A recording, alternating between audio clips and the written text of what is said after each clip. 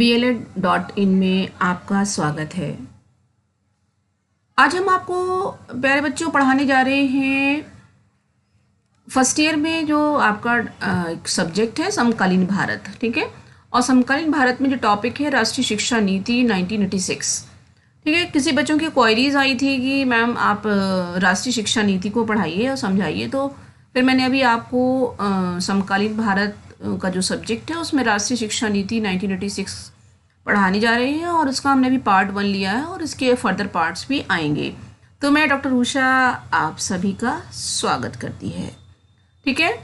आगे देखेंगे कि जो राष्ट्रीय शिक्षा नीति जो है, एक्चुअली जो हमारे प्रधानमंत्री थे, प्रधानमंत्री राजीव गांधी, वो काफ़ी कैसे थे, काफ़ी जागरूक थे, काफ़ी उत्सुक थे और उनको लगता था कि हम देश को कुछ दे के जाएँ, कुछ आधुनिकता दे के जाएँ। जैसे कि अन्य विदेशी जो हैं वो कितने आगे चल रहे हैं, अन्य देश कितने आगे चल रहे हैं, तो 21वीं सदी के लिए हम अपने भारत को तैयार करें। उनके कुछ हमेशा ऐसे ही विचार रहते थे और वो उस पर काम भी करते थे। तो 5 जनवरी 1985 को राष्ट्र के नाम संदेश में देश के प्रधानमंत्री राजीव गांधी ने कहा था कि देश को 21वीं सदी के लिए तैयार करना है, ठीक है। और उसके लिए क्या होता है, जैसे मान लीजिए हम किसी भी अपने देश को मान लीजिए 21वीं सदी के लिए तैयार कर रहे हैं, तो हमारा जो बेसिक क्या होगा, तो हमारा बेसिक क्या होगा, हमारी शिक्षा नीति होगी। क्योंकि जितनी हमारी सुदृढ़ शिक्षा नीति होगी, जितनी बेहतरीन होगी, हमारा देश क्या होगा उतना ही अच्छा होगा, ठीक है। इस प्रकार से क्या किया उन्होंने कि भारत सरकार ने अगस्त 1985 को शिक्षा नीति की चुनौती नीति संबंधी जो परिप्रेक्ष्य नाम से एक दस्तावेज प्रकाशित किया, जिसे देश की सभी भाषाओं में क्या किया, टाइप करा दिया और उसकी कम से कम 8 लाख उसकी कॉपीज़ बनाई। और समस्त देश में इस दस्तावेज पर क्या हुआ कि जैसे मान लीजिए हम कोई भी दस्तावेज बनाते हैं तो हमें क्या होता है, डिफरेंट ग्रुप से व्यूज़ इनवाइट करने होते हैं, तो उस पर व्यापक बहस हुई और सभी वर्गों द्वारा क्या हुआ, अपनी अपनी प्रतिक्रियाएं व्यक्त की गई। अंत में क्या हुआ, देशव्यापी विचार विमर्श के बाद शिक्षा नीति की रूपरेखा तैयार करके केंद्रीय शिक्षा सलाहकार परिषद के समक्ष प्रस्तुत की गई, ठीक है। कोई भी रूपरेखा होती है तो हम क्या करते हैं, central advisory board of education को सौंपते हैं, ठीक है। इसकी स्वीकृति के बाद 1986 में संसद के बजट अधिवेशन में राष्ट्रीय शिक्षा नीति 86 एक प्रस्तुति के नाम से दस्तावेज प्रस्तुत किया गया, जिसे संसद के बजट अधिवेशन ने मई 1986 में संसद की स्वीकृति उसको प्राप्त हो गई। अब इसमें क्या है, इसमें कुल 12 भाग हैं, जिसमें नई शिक्षा नीतियों को क्या किया गया है, लिपिबद्ध किया गया है। अब देखिए इसका प्रोग्राम ऑफ एक्शन क्या है, यानी कि क्रियान्वयन कार्यक्रम क्या है इसका।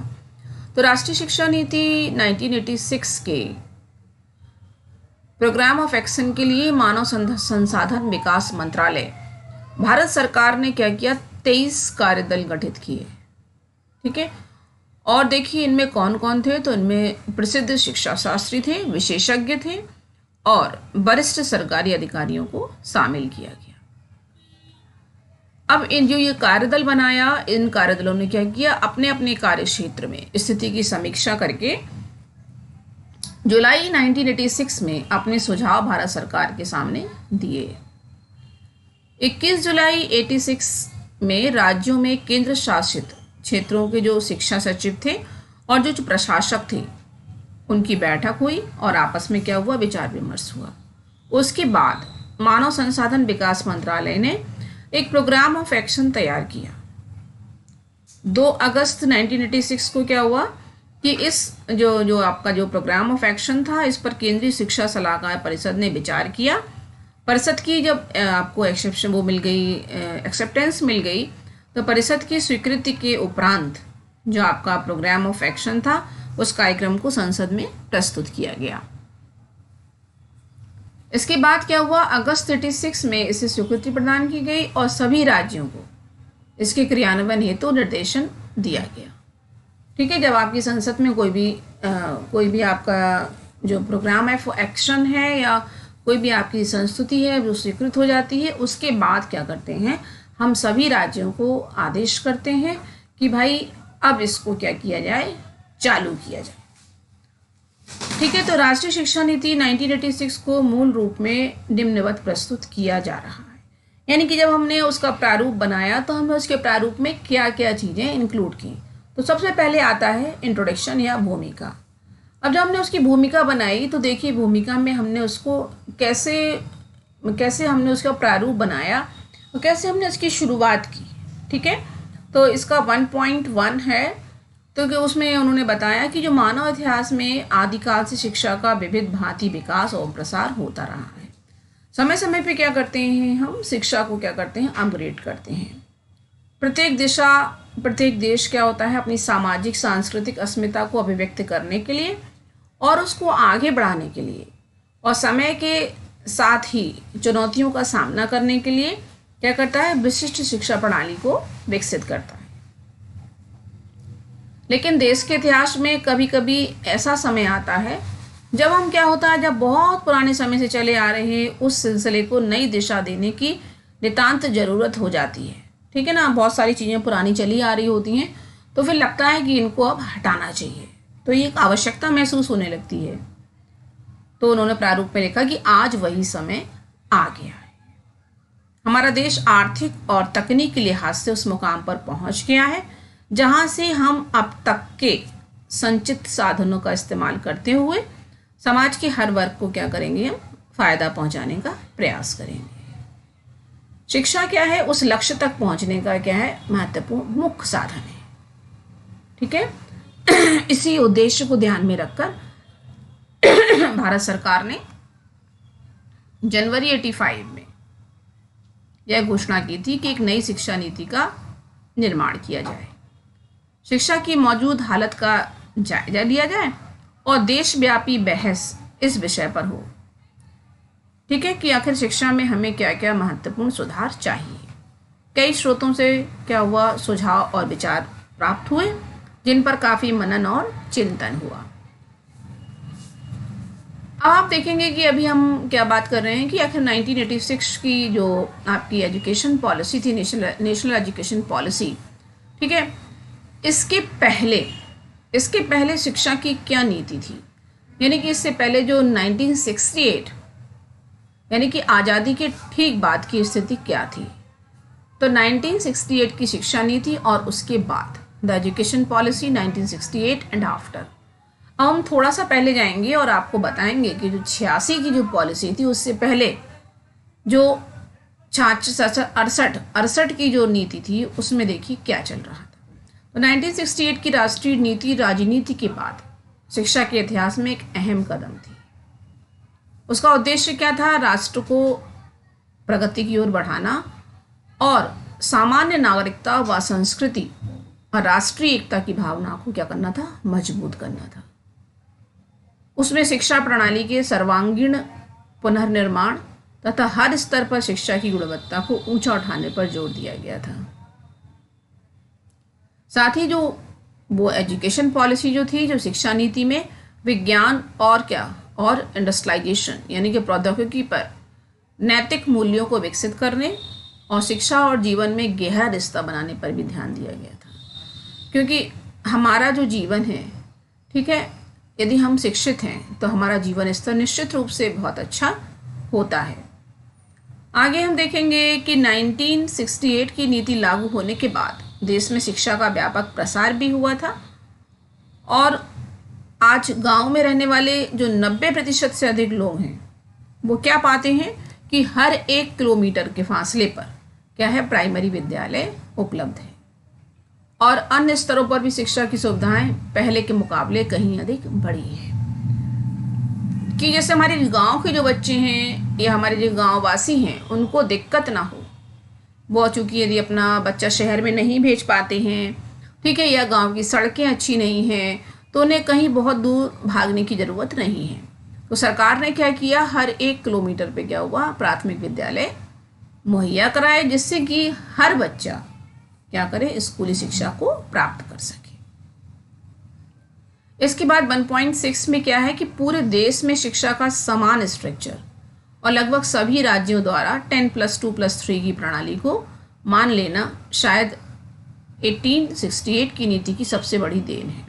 जो हम लोग पढ़ते हैं ना कि 10 पास किया, 10 के बाद फिर उसमें 2 जोड़ दिया, यानी कि 12 पास किया, फिर उसके बाद 3 साल की ग्रेजुएशन जोड़ दी, तो 10 + 2 + 3, ये जो शिक्षा प्रणाली थी ये पूरे इंडिया में क्या की, लागू की। और ये याद रखिएगा कि जो 68 की जो नीति है उसकी सबसे बड़ी देन थी। और इस प्रणाली के अनुसार क्या हुआ, स्कूली पाठ्यक्रम में छात्र छात्राओं को एक समान शिक्षा देने के अलावा विज्ञान और गणित को अनिवार्य विषय बनाया गया और कार्य अनुभवों को महत्वपूर्ण स्थान दिया गया। अब आपकी ग्रेजुएशन लेवल पर कक्षाओं के पाठ्यक्रम बदलने की प्रक्रिया भी आरंभ हुई और आपके पीजी लेवल पर तथा आपके रिसर्च के लिए उच्च अध्ययन के केंद्र स्थापित किए गए। हम देश की आवश्यकता के अनुसार शिक्षित जनशक्ति की आवश्यकताओं की पूर्ति भी कर सकते हैं। आगे देखेंगे कि यद्यपि ये उपलब्धियां अपने आप में महत्वपूर्ण हैं, किंतु यह भी सच है कि 68 की शिक्षा नीति के अधिकांश सुझाव क्या हुआ, जो सुझाव तो हमने बहुत दिए थे लेकिन कार्य में कन्वर्ट नहीं हो सके, क्योंकि क्रियान्वयन की पक्की योजना नहीं बनी, न स्पष्ट दायित्व निर्धारण किए गए और न ही वित्तीय और संगठन संबंधी व्यवस्थाएं हो सकी। इसका रिजल्ट क्या निकला कि विभिन्न वर्गों तक शिक्षा को पहुंचाने, उसका स्तर सुधारने, विस्तार करने और आर्थिक साधन जुटाने जैसे महत्वपूर्ण काम नहीं हो पाए। और क्या हुआ कि जब ये काम नहीं हो पाए तो इन कमियों ने क्या किया, एक बहुत बड़ा रूप धारण कर लिया और इन समस्याओं का हल निकालना क्या था, वक्त की पहली जरूरत थी। अब क्या हुआ, जो मौजूदा हालात ने शिक्षा को क्या किया, एक दोराहे पर खड़ा कर दिया लाके। अब ना तो अब तक होते आए सामान्य विस्तार से और ना ही सुधार के वर्तमान तौर तरीकों या रफ्तार से काम चल सकेगा। तो अब क्या होगा, भारतीय विचारधारा के अनुसार मनुष्य स्वयं एक बेशकीमती संपदा है, ठीक है, क्योंकि हम जो हैं हम भी बहुत अमूल्य हैं और बहुमूल्य हैं, ठीक है, अमूल्य संसाधन हैं, ठीक है, हम रिसोर्सेज हैं। जरूरत इस बात की है कि उसकी परवरिश क्या हो, गतिशील एवं संवेदनशील हो और सावधानी से की जाए। और जो भी व्यक्ति है वो क्या है, अपना एक विशिष्ट व्यक्तित्व रखता है और जन्म से मृत्यु तक जिंदगी के हर मुकाम पर उसकी अपनी समस्याएं होती हैं और अपनी जरूरतें होती हैं। विकास की इस पेचीदा और गतिशील प्रक्रिया में शिक्षा अपना क्या करती है, उत्प्रेरक योगदान दे सके। होता क्या है कि शिक्षा, जैसे मान लीजिए शुरू में क्या होता है, हम शिक्षित नहीं होते हैं, लेकिन जैसे जैसे हमें स्कूली शिक्षाएं प्राप्त होती हैं, शिक्षकों का सहयोग प्राप्त होता है, उनका मार्गदर्शन मिलता है, तो आप खुद देखेंगे कि अपने आप में क्या होते हैं, परिवर्तन आते हैं, ठीक है। तो शिक्षा क्या करती है, हमारे लिए कैटलिस्ट का काम करती है, हमें आगे बढ़ने में हमें गति प्रदान करती है। तो क्या होता है, शिक्षा अपना उत्प्रेरक योगदान दे सके, इसके लिए बहुत सावधानी से योजना बनाने और उस पर पूरी लगन के साथ अमल करने की आवश्यकता है। आज भारत राजनीतिक और सामाजिक दृष्टि से ऐसे दौर से गुजर रहा है जिसमें परंपरागत लोकतंत्र तथा व्यावसायिक नैतिकता के लक्ष्यों की प्राप्ति में लगातार बाधाएं आ रही हैं, ठीक है। क्या हो रहा है कि जैसे मान लीजिए उस समय जब उन्होंने अपनी जो पॉलिसी दी थी, ठीक है, उसमें ही ये प्रारूप आपको बताया जा रहा है कि भारत क्या था कि हर देश हर समय क्या होता है, एक बहुत अच्छा सुदृढ़ नहीं होता है, कुछ ना कुछ उसकी प्रॉब्लम्स रहती हैं और वो अपने प्रॉब्लम्स के दौर से क्या होता है, गुजरता है।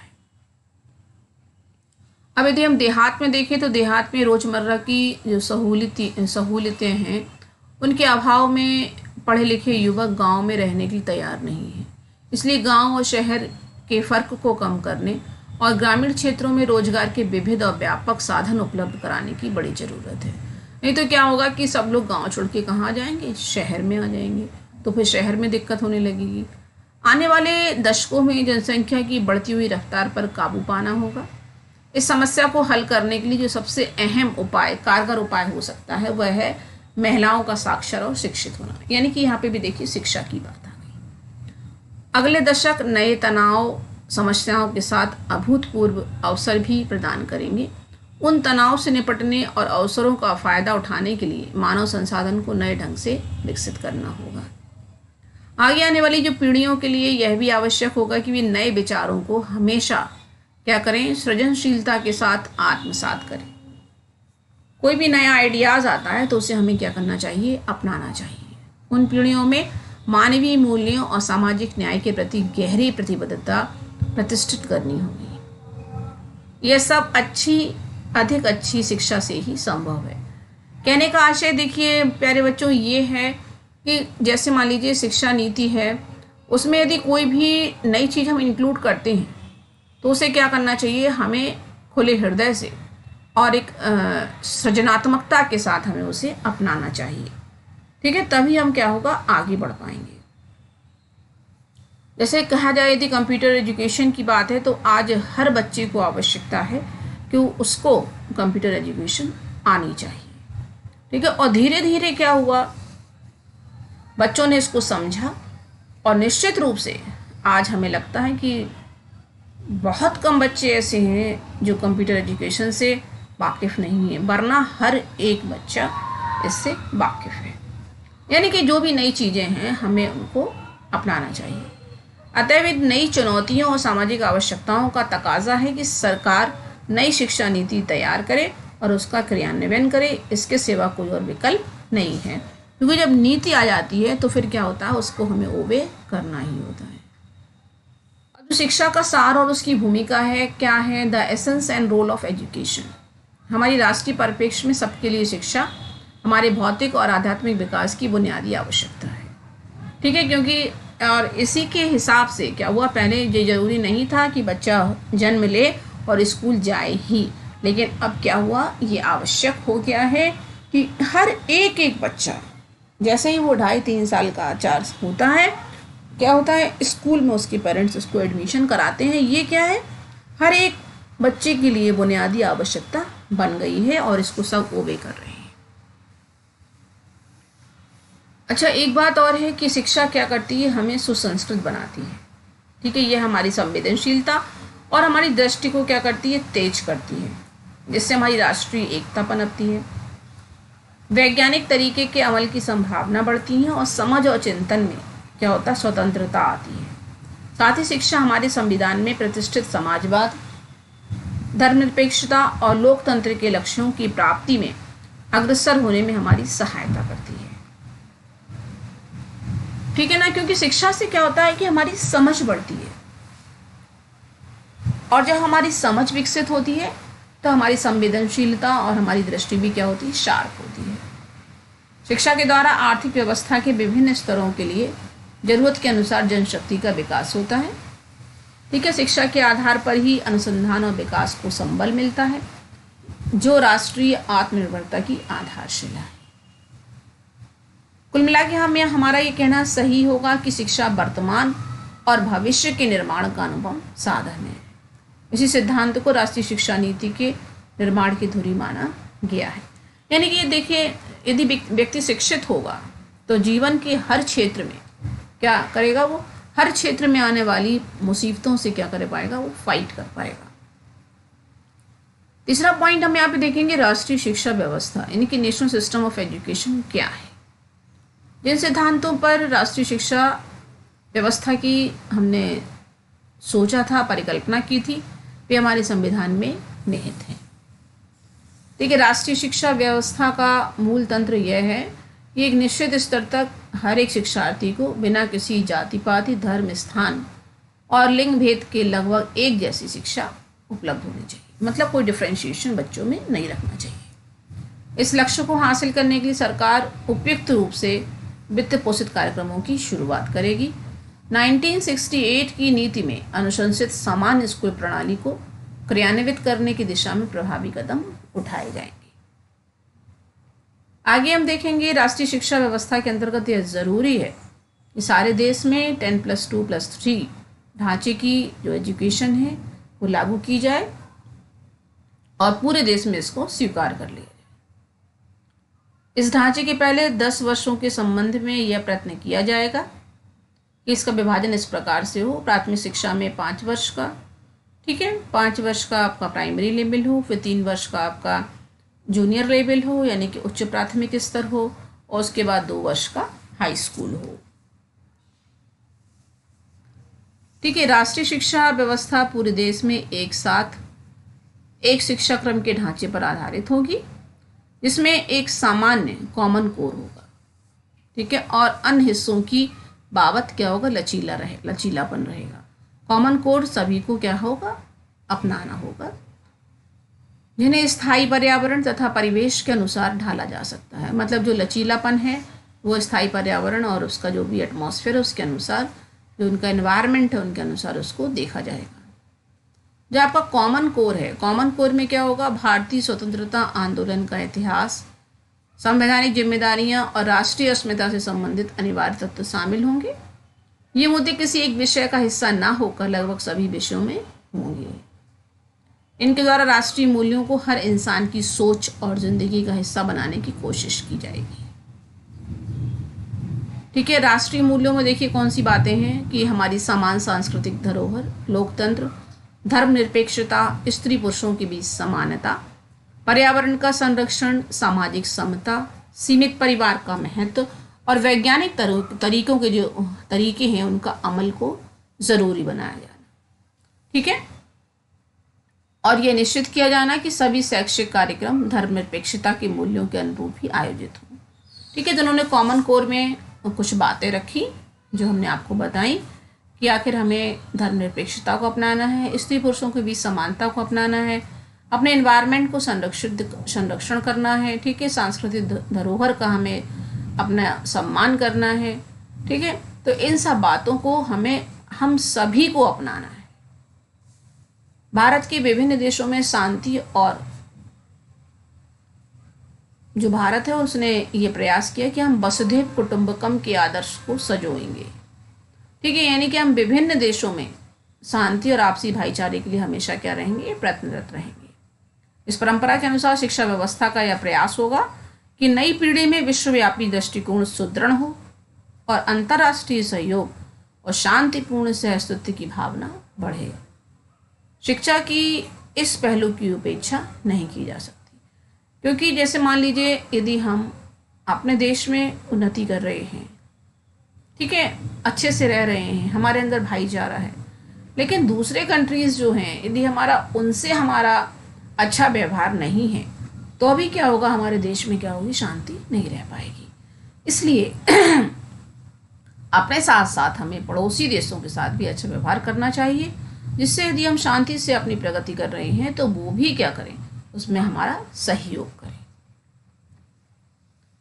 आगे हम देखेंगे समानता के उद्देश्य को साकार बनाने के लिए सभी को शिक्षा का समान अवसर उपलब्ध कराना ही पर्याप्त नहीं होगा। ऐसी व्यवस्था होनी जरूरी है जिसमें सभी को शिक्षा में सफलता प्राप्त करने के लिए समान अवसर मिले। इसके अतिरिक्त समानता की मूलभूत अनुभूति जो केंद्रीय शिक्षा क्रम में के द्वारा करवाई जाएगी।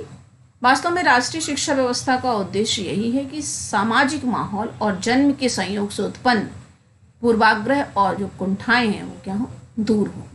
ठीक है ना, हम लोग ये ना सोचें कि नहीं हमारे पेरेंट्स, हमारे यहाँ तो बच्चों को, हमारे यहाँ तो बालिकाओं को नहीं पढ़ाया जाता, या हमारे यहाँ महिलाओं के लिए पर्दा प्रथा है, या तो ये सब चीज़ें क्या हों, बिल्कुल ख़त्म हो जाएं। हम किसी भी तरह के पूर्वाग्रह और कुंठाओं में न फंसे रहें। प्रत्येक चरण पर दी जाने वाली शिक्षा का न्यूनतम स्तर तय किया जाएगा। ऐसे उपाय भी किए जाएंगे कि विद्यार्थी देश के विभिन्न भागों की संस्कृति, परंपराओं और सामाजिक व्यवस्थाओं को समझ सकें। इसके लिए संपर्क भाषा को बढ़ावा देने के अलावा पुस्तकों का एक से दूसरी भाषा में अनुवाद करने और बहुभाषी शब्दकोशों और शब्दावलियों के प्रकाशन के लिए भी कार्यक्रम क्या है, चलाए जाएंगे। क्योंकि होता क्या है, कभी कभी बच्चे, जैसे मान लीजिए यूपी के बच्चे हैं, वो यदि मान लीजिए साउथ में चले जाएं, ठीक है, और यदि साउथ के बच्चे मालूम पड़ा कहीं और चले जाएं तो उनको कोई दिक्कत नहीं होनी चाहिए। ठीक है, तो इसलिए शब्दावलियों का प्रकाशन किया गया और बहुभाषी शब्दकोशों का भी प्रकाशन किया गया। युवा वर्ग को अपनी कल्पना और सूझबूझ के अनुसार देश की महिमा और गरिमा पहचानने के लिए प्रोत्साहित किया जाएगा। ठीक है, जिससे क्या हो, वो अपनी उनकी जो कल्पनाएं हैं और उनकी जो सूझबूझ है उसको भी यदि हम प्रोत्साहन नहीं देंगे तो वहीं की वहीं रह जाएगी। इसलिए उसको हमें क्या करना है, एक्सप्रेस करना है, और उसके एक्सप्रेशन के लिए सरकार ने उसको बढ़ावा दिया। उच्च शिक्षा, खासतौर से तकनीकी शिक्षा प्राप्त करने की योग्यता रखने वाले हर छात्र को बराबरी के मौके दिए जाने की व्यवस्था की जाएगी और एक क्षेत्र से दूसरे क्षेत्र में जाकर अध्ययन करने की सुविधा भी दी जाएगी। ठीक है, ऐसा हो रहा है। ठीक है, हम कहीं पे भी हो, लेकिन हम विश्व की किसी भी यूनिवर्सिटी से क्या होता है, शिक्षा को ग्रहण कर सकते हैं। विश्वविद्यालय और उच्च शिक्षा की अन्य संस्थाओं के सार्वदेशिक स्वरूप पर बल दिया जाएगा। आगे हम देखें कि जो जितने भी आपके रिसर्च हैं और जितने भी डेवलपमेंट्स हैं विज्ञान एवं तकनीकी शिक्षा के विषयों में देश की विभिन्न संस्थाओं के बीच नेटवर्क स्थापित करने के लिए विशेष उपाय किए जाएंगे ताकि वे अपने अपने साधन सम्मिलित कर राष्ट्रीय महत्व की परियोजनाओं में भाग ले सकें। ठीक है, यानी कि जैसे कि अभी आप देखते हैं ना कि वो वीडियो कॉन्फ्रेंसिंग हो रही है, यानी कि हम क्या कर रहे हैं, देश के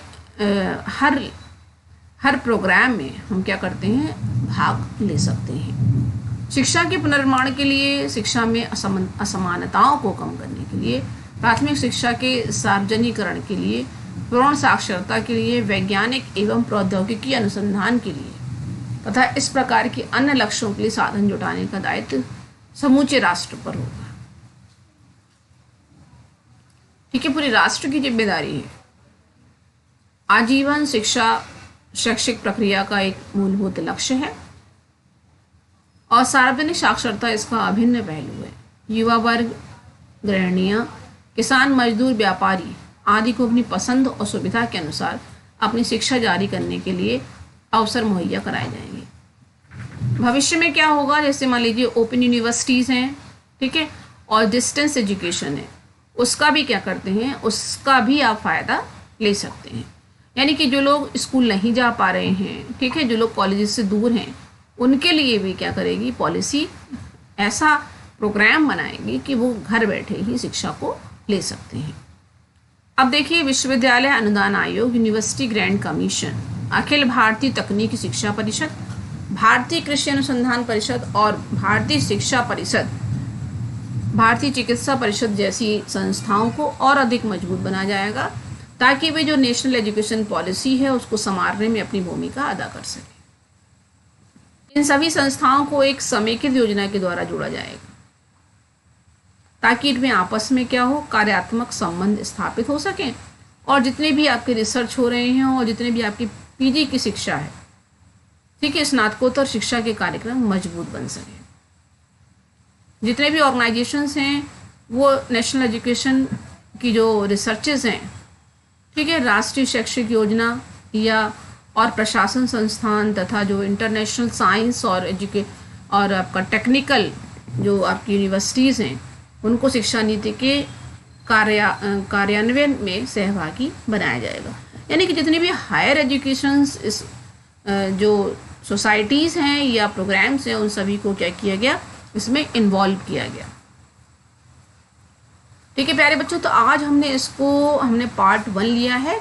अब आगे भी हम आपकी जो एजुकेशन पॉलिसी है 1986 उसके फर्दर पार्ट्स को हम लेकर आएंगे। ठीक है, अब हम आपको एक चीज़ आपको यहाँ पे हम और ओपन करना चाह रहे हैं आपकी भलाई के लिए। जैसे हमने आपको ये समझा दिया, समझाने से क्या होता है कि कोई भी चीज़ जो बुक में लिखी होती है वो हमें ईजिली समझ में आने लगती है। अदरवाइज़ क्या होता है कि थोड़ा सा हमें दिक्कत आती है। तो हमने क्या किया है कि इसकी बुक्स भी आपको उपलब्ध कराई हैं, हिंदी और इंग्लिश दोनों में इसकी बुक्स अब हमारे पास उपलब्ध हैं और आप इनको क्या कर सकते हैं, हमसे ले सकते हैं। ठीक है, अच्छा हम एक चीज़ आपको और बता दें कि हमारी किंडल पे भी बुक्स उपलब्ध हैं, तो आप किंडल पे भी स्टडी कर सकते हैं और आप एज ए टेक्स्ट बुक भी हमसे प्राप्त कर सकते हैं। ठीक है, अब आप ऐसा करिएगा कि हमारे लेक्चर को सुनिएगा, समझिएगा और आपको 3 ही काम करने होते हैं जो हमने आपको पहले भी बताए हैं। ठीक है, और आपको और अधिक इन्फॉर्मेशन चाहिए हो तो हमारी जो साइट है BLED.in उस पर आप अवश्य विजिट करें और 3 काम जो हमने आपको सौंपे हैं वो हैं लाइक, शेयर और सब्सक्राइब के। ठीक है, और जो आपको ये बेल दिखाई दे रही है उस पर आप अपना बटन दबाएं और साथ ही आप मैसेंजर पे हमसे चैट कर सकते हैं। तो आज के लिए प्यारे बच्चों बस इतना ही, आगे हम आपसे फिर मिलेंगे। तो आप डॉक्टर उषा को दीजिए विदा, नमस्कार।